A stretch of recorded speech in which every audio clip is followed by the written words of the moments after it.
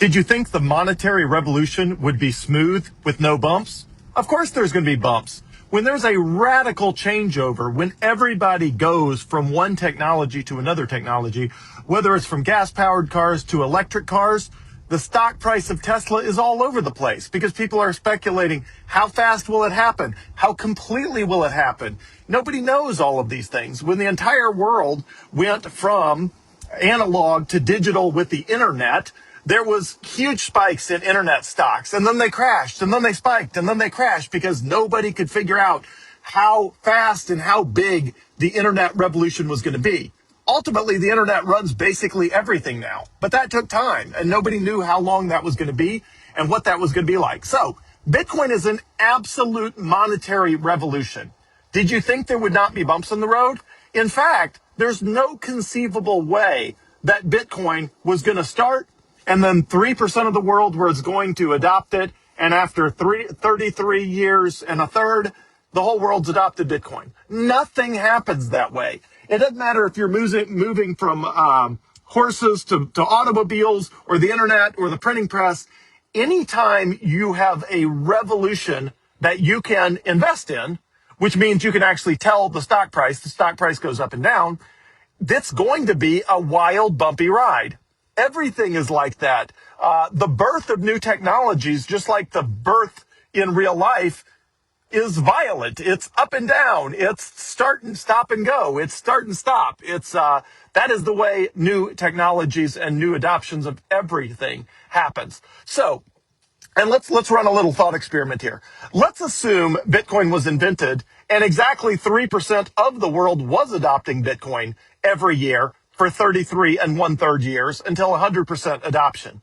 Now, if 3% of the world is adopting every year, don't you think some people are going to catch on that trend is happening? And what are they going to do? They're going to try to front run that trend by buying a bunch of Bitcoin with the anticipation it will be a lot more valuable later when more of the world adopts. But then as soon as a bunch of people try to front run that, like they did in 2010 and 2011, then the price crashes because it becomes clear that it's going to take longer than they thought for the world to adopt Bitcoin. So they panic, they freak out, they sell the Bitcoin that they had bought. The price crashes in 2012. Then the same thing happens in 2013. Everybody's positive that worldwide adoption is right around the corner. The price crashes in 2014 because it's clear it's going to take a little while.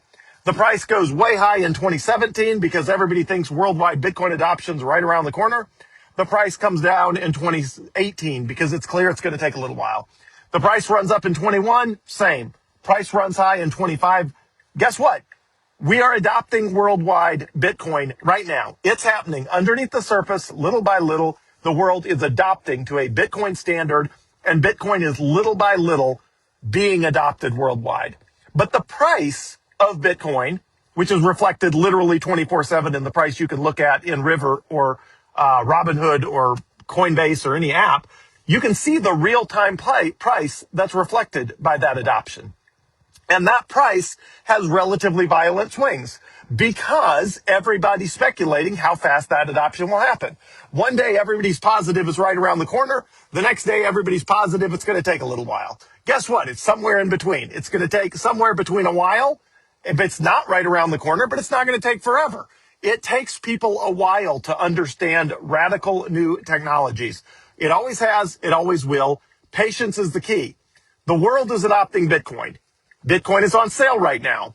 The price of Bitcoin will continue to go up and down as we get closer to full adoption.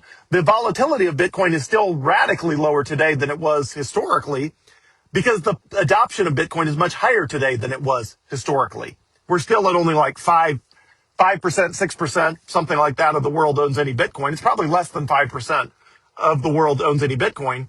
But again, the people who do own Bitcoin are speculating on how fast the worldwide adoption will happen, which causes the price to overshoot and then undershoot and then overshoot and then undershoot.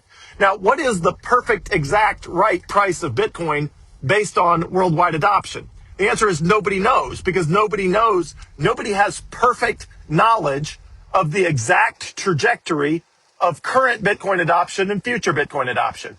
Nobody knows exactly what that is, and therefore what the exact price ought to be right now if there was no speculation up or down. See, right now, there's a bunch of people speculating that the price will go up because of worldwide adoption. There's a bunch of naysayers shorting Bitcoin, which means betting that the price will go down. They will ultimately be proved wrong in the long term. But in the short term, when you short an asset, it pushes the price down. That's just how it works. So right now, there's no way of knowing the perfect, exact, real market price of Bitcoin other than the price you see, which is the price that people are trading Bitcoin with each other for right now.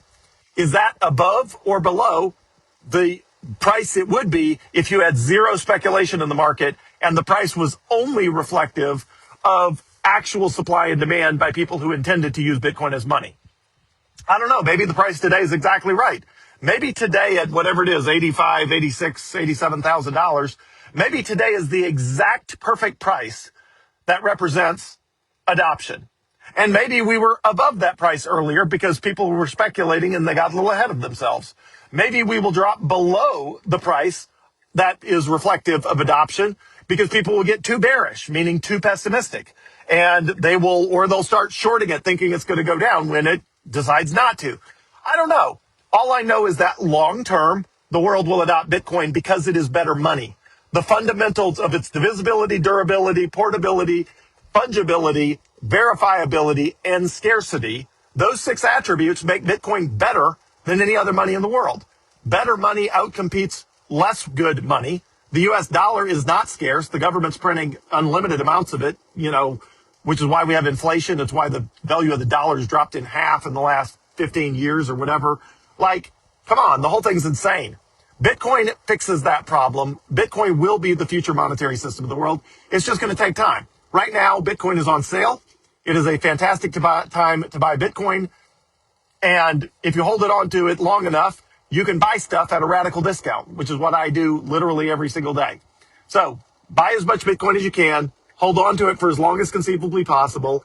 The same advice I have always, never changes, is that advice. Buy as much Bitcoin as you can. Hold on to it for as long as conceivably possible. And one day you can spend that Bitcoin and buy everything massively on sale. And that is what I do now. And that is what I will do in the future. And now's a great time to buy Bitcoin.